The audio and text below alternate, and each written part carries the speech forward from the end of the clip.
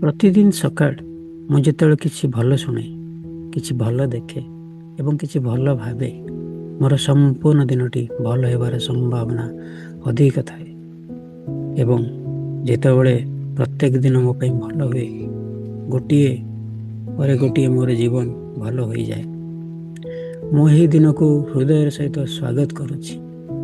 ଆଜି ମୋର ଭବିଷ୍ୟତ ଜୀବନର ପ୍ରଥମ ଦିନ ଏବଂ ମୁଁ ନିଶ୍ଚିନ୍ତ ଯେ ଏହି ଦିନଟି ମୋ ଜୀବନର ସବୁଠାରୁ ଭଲ ଦିନ ମଧ୍ୟରୁ ଗୋଟିଏ ହେବାକୁ ଯାଉଛି।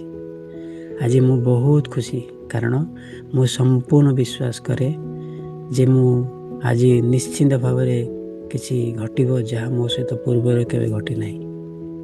ଆଜି ମୁଁ କିଛି ନୂଆ ଶିଖିବି, କିଛି ନୂଆ ଦେଖିବି, କିଛି ନୂଆ ଶୁଣିବି, କିଛି ନୂଆ ଭାବିବି ଏବଂ କିଛି ନୂଆ ହୋଇଯିବି। ଆଜି ମୁଁ ବହୁତ ଭଲ ଅନୁଭବ କରୁଛି। ଅତୀତରେ ମୁଁ ଜାଣତରେ କିମ୍ବା ଅଜାଣତରେ ଯାହା ଭୁଲ କରିଛି କିମ୍ବା ମୋ ଦ୍ୱାରା ଯାହା ଭୁଲ ହୋଇଛି, ସେଥିପାଇଁ ମୁଁ ନିଜକୁ ଏବଂ ଅନ୍ୟମାନଙ୍କୁ ସମ୍ପୂର୍ଣ୍ଣ କ୍ଷମା କରୁଛି। ମୋର ଧ୍ୟାନ ଅତୀତ ଉପରେ ନୁହେଁ, ବରଂ ଭବିଷ୍ୟତ ଉପରେ।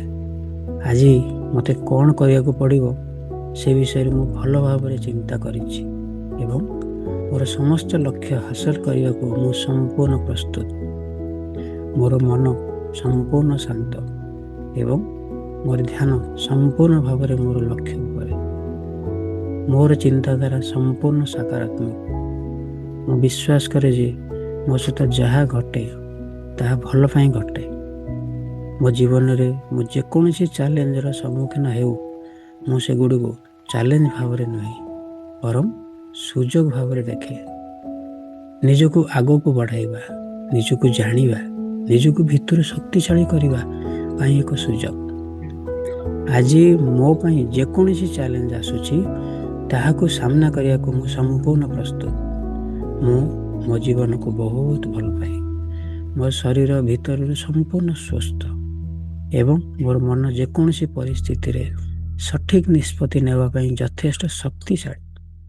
ମୋ ମନ ଆନନ୍ଦରେ ପରିପୂର୍ଣ୍ଣ ଏବଂ ମୁଁ ସବୁବେଳେ ଖୁସି, ପ୍ରଫୁଲ୍ଲ, ହସୁଛି ଏବଂ ଖେଳୁଛି। ମୋ ପାଇଁ ଜୀବନ ଏକ ଖେଳ ପରି ଏବଂ ମୁଁ ଜାଣେ ପ୍ରକୃତ ଖେଳାଳି। ଜିତିବା କିମ୍ବା ହାରିବା ମୋ ପାଇଁ କୌଣସି ଗୁରୁତ୍ୱପୂର୍ଣ୍ଣ ନୁହେଁ। ମୋର କେବଳ ଗୋଟିଏ ଲକ୍ଷ୍ୟ ଅଛି ଯେ ଜୀବନର ଏହି ଖେଳରେ ମୁଁ ନିଜକୁ ଏତେ ସକ୍ଷମ କରିବାକୁ ଚାହେଁ ଯେ ଦୁନିଆର ସମସ୍ତ ଖୁସି ମୋ ପାଖକୁ ଆପେ ଆପେ ଆସିପାରିବ। ଆଜି ମୋର ଯାହା ଅଛି ଏବଂ ମୋ ସହିତ ଥିବା ଲୋକଙ୍କ ପାଇଁ ମୁଁ କୃତଜ୍ଞ। ଆଜି ମୋର କୌଣସି ଅଭାବ ନାହିଁ।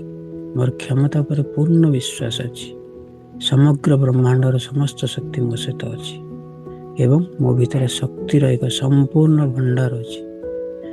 ଏବେ ଯାହା ହେଉନା କାହିଁକି, ଏ ଦୁନିଆରେ କୌଣସି ଶକ୍ତି ମୋତେ ଆଗକୁ ବଢ଼ିବାରୁ ରୋକିପାରିବ ନାହିଁ। ମୋ ପାଇଁ କିଛି ଅସମ୍ଭବ ନୁହେଁ, ସବୁକିଛି ସମ୍ଭବ। ମୁଁ ଯାହା କଳ୍ପନା କରିପାରେ, ମୁଁ କରିପାରିବି, ମୁଁ ହାସଲ କରିପାରିବି।